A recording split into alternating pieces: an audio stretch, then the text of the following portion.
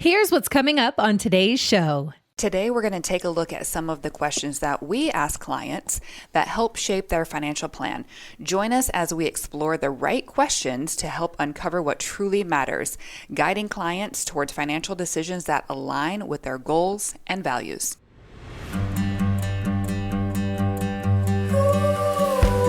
This is the Money Master Podcast from Brindle and Bay Wealth Management with Tori Tenhagen, Connie Davis, and certified financial planner Nick Davis.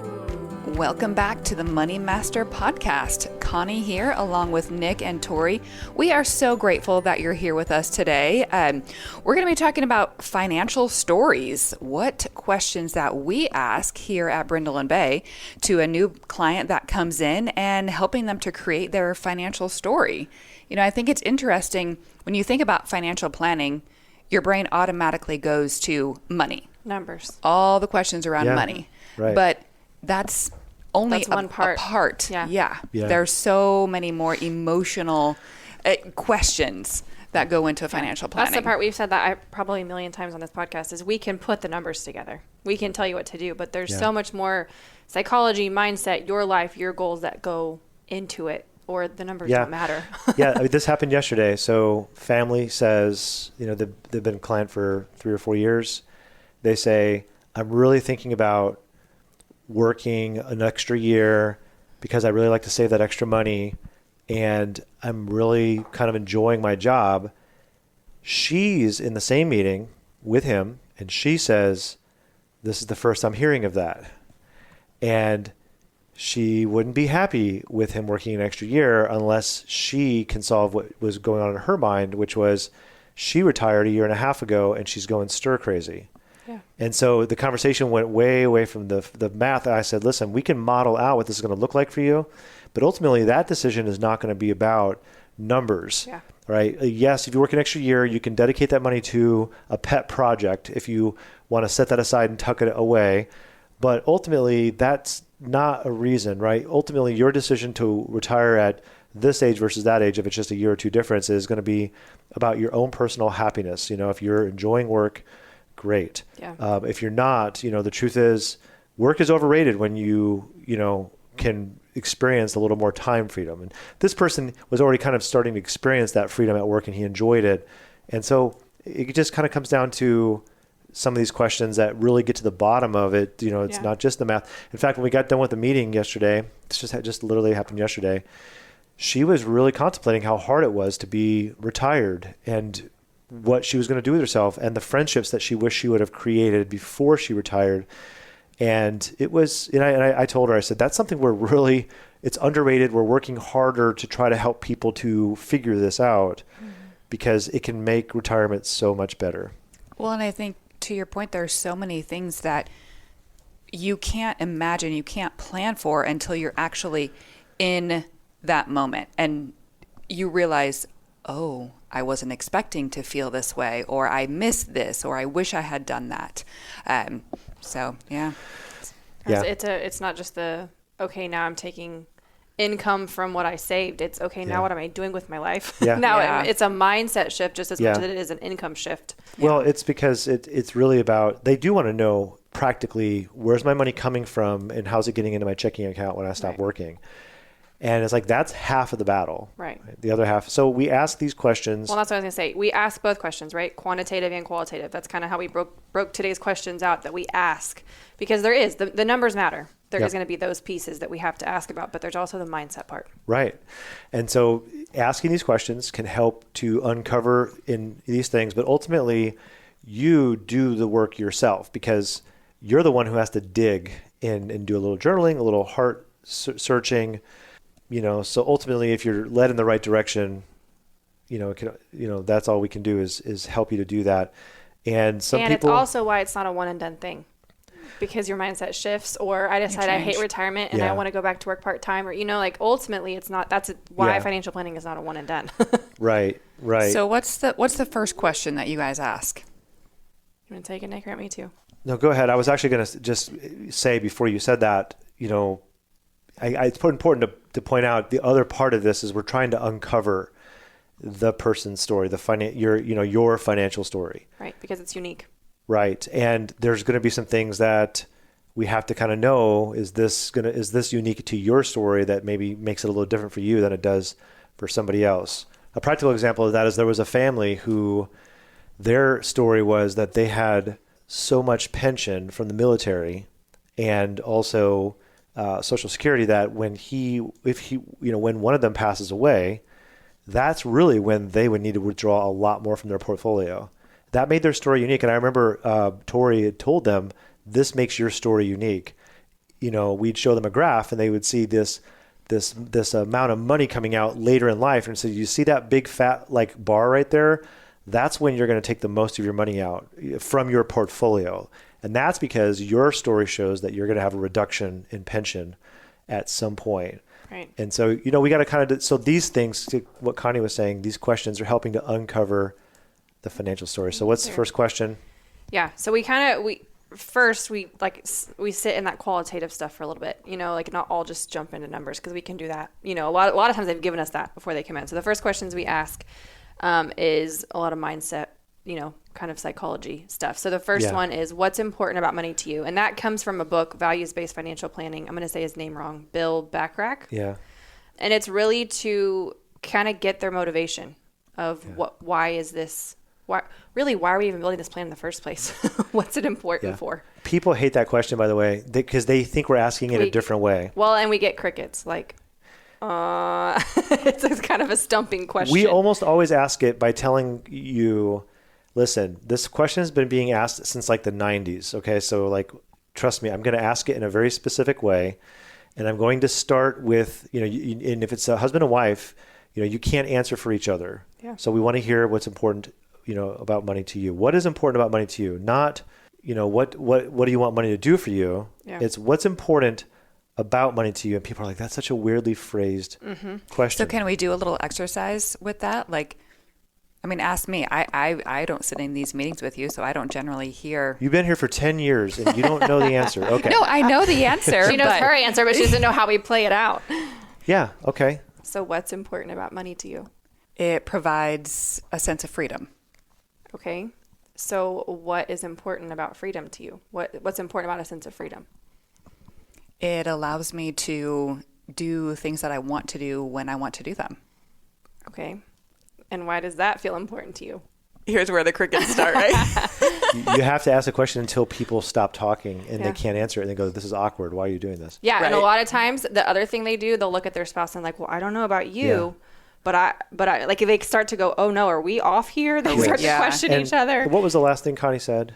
That allows her to do the things she wants to do. Okay. So she went right to the onion being all the way peeled by saying she wants freedom. And typically it comes down to identifying some type of value. One of those values is independence that we find. Now, it's not the only value, but like the spouse may have a different answer. And usually it takes 5 or 6 times asking that question to get to... Yeah, because they'll start with, I don't want my kids, to have to pay for my long-term care or whatever. Yep. We have to peel the onion back to get to, I don't want to be a burden. Right. Or, like what's really at the core of that. And then, you pivot that question to a goals question. And if you say goals, people's brains shut off. So we say, so it's important to you that you can maintain your lifestyle and have your freedom, like you said, and we'll make sure that this is exactly what you said. And then we say, well, looking forward to the next 3 to 5 years or so, besides retiring, what's important? Like what types of things do you want to see happen for you? It could be anything. Yeah. Now that gets them talking about goals. Yeah. And again, potentially where the spouses go, oh, well, that's in the next 5 years. I was thinking more 20, or I want to do that before we retire. And because all those things have to come up. Right. Yeah. And building and that's their what story. I wanted to get across, that this isn't just a surface level question. No. Like you really do dig deep. And yes, you find out those questions and the spouse is looking at each other like. And sometimes people won't answer the question in a way that's very revealing and they're being very closed. Yeah. And we have to dig a little bit because it's not that we care. It's about you discovering what's important to you. And this is why, we used to give people a goals sheet and say, here's all the spaces we want you to do some work on your goals. People's brains shut off when you do that. And it's like homework. Yeah. The way it really works is that what's important to you right now is what's very important. It's on your mind, right? And 6 months from now, is that still important to you? Probably, but maybe some things have been added to it. And that's the way we as human beings operate. We want to know what's important to us right now, and it's probably going to be important in 6 months or a year. But if we ask that question again, 6 months from now, a year from now, maybe it develops a little bit, right? And so from that, we develop a mission statement.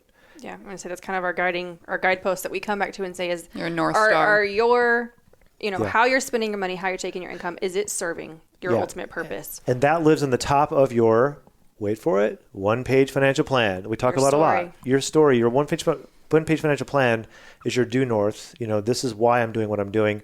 I'm no longer trying to beat the market. That's not my goal. My goal is to spend my money efficiently, to create the experiences I want to create. And it's going to come back to the exact words of what's important about money. Some people will say other things. They'll reveal things like they really want to be charitable. Yeah. They really want to give to their grandchildren, spend more time with their grandchildren. Great question. So that's the very first question we always ask in the financial planning process as we start to prioritize, identify and prioritize your goals, what's most important to you. Hey there. Quick break to let you know that each week I send out an email. It's called Nick's Memo. Super creative name, I know. But this isn't your normal market commentary. It's my thoughts to help you make sense of what's going on in the financial world. So for example, I'll give you a few of the last week's headlines. One of them was called Life Cycle of Bull Markets. And I talk about the 4 phases of bull markets and how you can tell which phase that we're in. Or another topic the week before that was called Comfort is a Moving Target. And I talked about the crises that we hear about, that we see, that we genuinely face all the time. It is disturbing, but how to put that into perspective and be okay regardless of what we're hearing and seeing.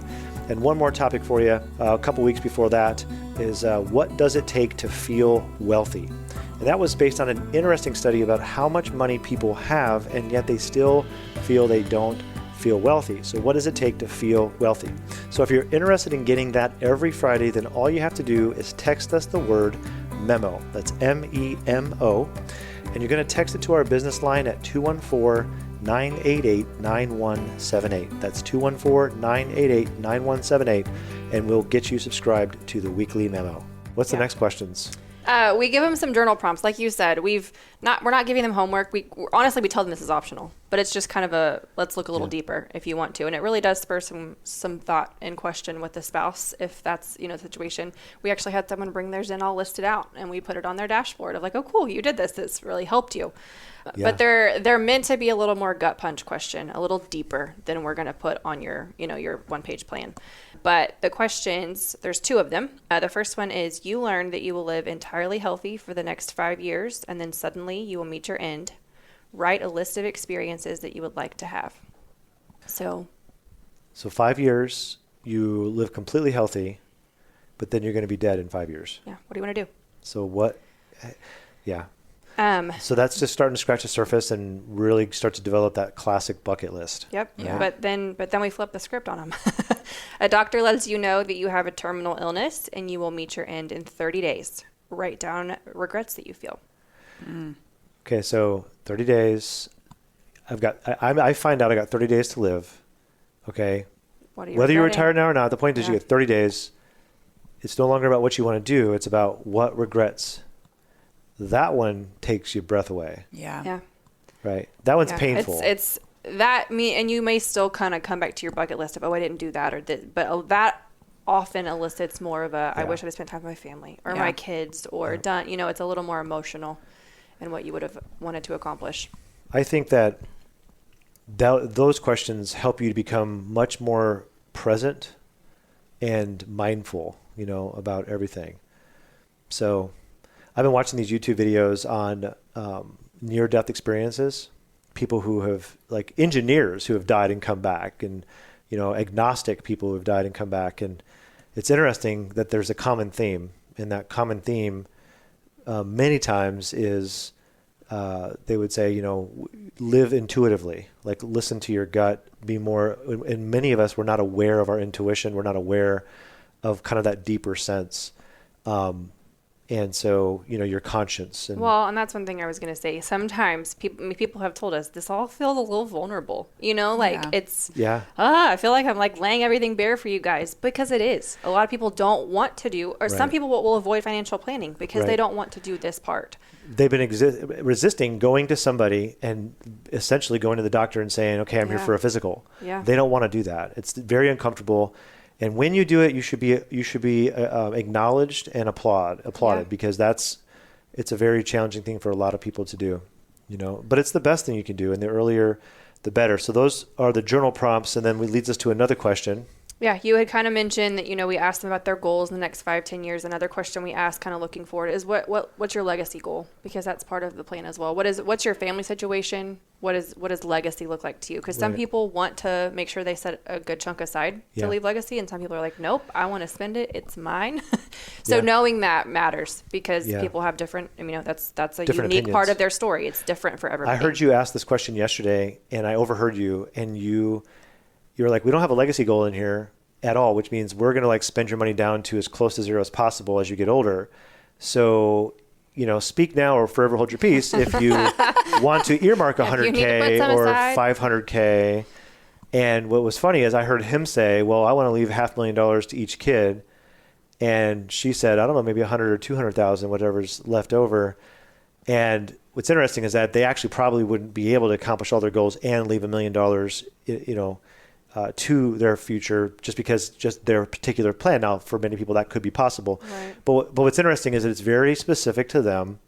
And it's truthfully, we try to help people to enjoy giving more while you're alive. And so there's if you can discover earlier that you're going to have excess money left over, which is a little technique that we have that we use here at Brindle and Bay, so that you can be more purposeful about giving your money away and doing it with great intention. It's way more joyful. Connie's been reading the book Die with Zero. It's such a fantastic perspective on, legacy planning. It's been taught, it's the default, you leave an inheritance for your children. Well, what would it look like if you earmarked a certain dollar amount that you're going to give to your children while you're alive during their lifetime? Yeah. You can see, and then you get the reward of seeing how it benefits them.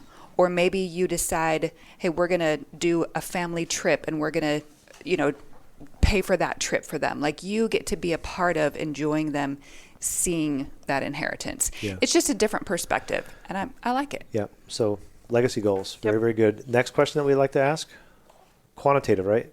Yeah, we get into more of the quantitative side of the writing their story. And so like you had mentioned, we ask them what their goals are of in the next 5-10 years. What are your big goals, big purchases? But for the purpose of, and what do you think that's all going to cost you? What do we need to kind of put in the plan there? Right. Because some people, again, will have differing opinions on that of, I want to do this really nice trip. And the wife's like, no, I want to fly economy and do it cheaper. What are you talking about? I don't want to spend that much on that trip. So it's getting down to the nitty gritty of what are we kind of earmarking for the next couple of years that we need to plan for. So vacations, cars, house renovations, relocating, downsizing, things that people do a lot after retirement. Yeah. Yep. So what are the large purchases that if you're thinking about your financial plan, what are your larger purchases that you anticipate in the next 5 to 10 years? You don't want to end up at retirement and say, oh, I forgot to tell my planner or my plan that I'm going to remodel my kitchen for $30,000. Well, we could have been helping you to figure that out. We had somebody who was just getting ready to buy a car. They like to, and the thing is that all their money is in an IRA, and they could have been pulling money out at the 12% tax rate for the last couple of years to get ready to pay for that vehicle. But, now it's like, well, if I pay for that vehicle cash, I'm in the, I'm paying 22% on my withdrawal. And maybe we could have squeezed this out over a couple of years. So now it came into, well, should you finance it for a few years? And then we'll go ahead and squeeze some money out in the 12% tax bracket the next 2 years. And then you can pay it off. It's that type of thing. So it's just making sure we know what those large purchases are. And we can plan for them. Because I think a lot of people worry about that of, I want to do these things, but can I? Now that I'm retired, do I have enough? And right. Just that peace of mind knowing, like, oh, it's in there. It works. It fits. We can do that. Yep, that's fantastic. Next question. So then it's kind of what are the specifics about their story that make it unique to them? So like you said, do they have a big pension that, is it 50% survivor, 100% survivor? All the nitty gritty of, how much is your Social Security? When are we going to turn that on? Do you have an inheritance coming in? Yeah. All of the, things that are not blanket financial planning, but are specific to certain people. Right. Somebody's plan recently is contingent upon them receiving an inheritance. And we don't like to plan with if come, right? But we're going to trust, our client and say, listen, how likely is this to happen? And what's a very conservative number? Because let's go ahead and model that inheritance coming in. And we're going to put on your one-page financial plan, big fat note, contingent, like crucial, that you have that inheritance, because if not, you can't spend what you're spending or preparing to spend those first several years of retirement if that doesn't happen. So it's precarious when that type of thing happens, but you want to basically kind of feel it out. Now, if it's less likely to happen, probably not going to put it in there. Or if it's dubious, maybe you put a third of what's potentially expected in there, right? Because it has to remain flexible enough. And like you said with the pension, these are the things that really matter. Because if we're putting a pension in 100% survivor, but it falls off when one dies, well, that's potentially huge to the plan. That's why we say we need to verify that statement. Trust, we need to look at this. We need to. Yeah. So those are the things that really could impact the plan. Another thing that you got to trust but verify is that they're saving what they're saying they're saving. So if you're saying that you're maxing out your 401k every year, that's one of those specific details about your story that needs to make sure it's really happening, and it's really notated that that's part of the success of your plan, is that you're not just putting a little money into an IRA, you're actually maximizing your 401k, the contribution there, just so that the story is accurate. You hear me talk a lot about this on the YouTube videos. Your financial story written down in front of you, that's where it all starts. You want to know what your narrative is so that you can look at the cause and effect of all the decisions that you're going to make when you start to implement your plan. Yep. So then the last question I have on here is just the general, then we get into the more general overarching financial planning questions. So, what account types do you have? What's in your accounts? Taxes, looking at income needs for the future, looking at, their insurance needs. Do they have good coverage? All the things that we just need to make sure are covered in a financial plan. Current spending, budgeting. The boring stuff. That's one thing that we hit a lot is how much are you spending? What do you think you're going to spend in retirement? So. And the out of all those questions, which question do you think is the hardest for a lot of people when it comes to the financial planning questions? Just this last one here. The current spending. Yep. The budget. That's it. Yeah. And the budget. We take the pressure off though, because we say, listen, this is an experiment. You've been going through life, and I'll say this 100 times, on these podcasts. You're going through life, spending what you want to spend. And now you're going to enter a different phase, and you're going to be much more aware of what you're spending. And it's kind of an experiment. So, you might come back in 6 months into retirement and say, it's going better than I thought, it's going worse than I thought. But the point is, it's a combination of working the math out and your behavior, and marrying that with the experience that you want to have. I want to be happy doing the stuff I want to do, but I want to find a way that I'm okay paying for it without just making it, strictly the math, right? I want to also make it something that I actually want to do. So an example of that would be, I don't want to be in Texas during the hot weather, but I also want to work a couple more years. My spouse wants to travel more, so maybe I can actually go rent an Airbnb for a month out of the year in a cooler place. And can we afford that financially? Yeah, we can fit it into this budget. And do I like it? Does it work? And working together with your plan to kind of have those types of experiences and have it all come together. Well, we appreciate you joining us today, and we really hope that you found some helpful information from our discussion today, and maybe it sparked a few thoughts that you haven't considered about your own financial story. And if you would like help putting together your financial story and you have questions, we'd love to chat with you. You can find us at brindleandbay.com or 214-988-9178. And if you enjoyed today's episode, please consider sharing it with a friend. Leave us a comment or a review so others can find us as well. See you next time.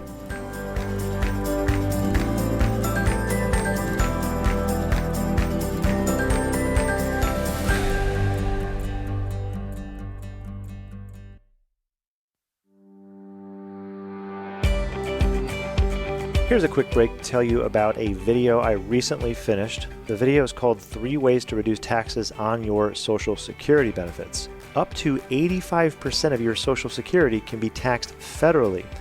And it's really a form of double taxation because you paid tax on it every year that you contributed.